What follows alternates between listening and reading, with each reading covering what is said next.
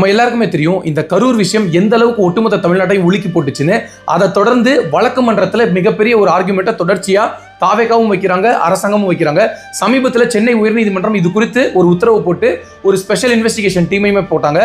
அதற்கு மறுப்பு தெரிவித்து அதை எதிர்த்து மேல்முறையீடு செஞ்சு தாவேகா சுப்ரீம் கோர்ட் போனது எல்லாருக்குமே தெரியும். ஆனால் சுப்ரீம் கோர்ட்ல போய் அவங்க வச்ச வாதம் என்னன்னா, எங்களுக்கு இந்த எஸ்ஐடி மேல நம்பிக்கை இல்லைன்னு கிடையாது, ஆனா தமிழ்நாடு அரசு சாராத ஒரு அமைப்பை நீங்க கொண்டு வரணும், அப்போதான் நாங்க அதை ஏற்றுக்கொள்ள முடியும், அந்த விசாரணையும் உண்மையாக இருக்க முடியும். ஏன்னா இது எங்கள் கட்சி சம்பந்தப்பட்ட விஷயம் கிடையாது, இது பொதுமக்கள் 41 உயிர்கள் சம்பந்தப்பட்ட விஷயம். எனவே தயவு செய்து ஒரு நல்ல பொதுவான ஒரு கமிட்டி, குறிப்பாக உச்சநீதிமன்றம் அமைக்கக்கூடிய எந்த ஒரு கமிட்டியும் நாங்கள் ஏற்றுக்கொள்வோம் அப்படின்னு சொன்னாங்க. குறிப்பா தாவேகா மட்டும்தான் இந்த பெட்டிஷன் போட்டாங்க அப்படின்னா அது கிடையாது. அதை தாண்டி இன்னும் ஒரு 3-4 பேர் பெட்டிஷன் போட்டாங்க. அவங்க வச்ச கோரிக்கை என்னன்னா, எங்களுக்கு இந்த விசாரணை மேல நம்பிக்கை இல்லை, சிபிஐ விசாரணை வேண்டும் அப்படின்னு சொன்னாங்க. தாவேகா ஒரு இடத்துல கூட எங்களுக்கு சிபிஐ விசாரணை வேண்டும் அப்படின்னு அவங்க சொல்லல. அவங்க கேட்டது இதுக்கு மாற்றாக வேற ஒரு கமிட்டி, இவ்வளவுதான்.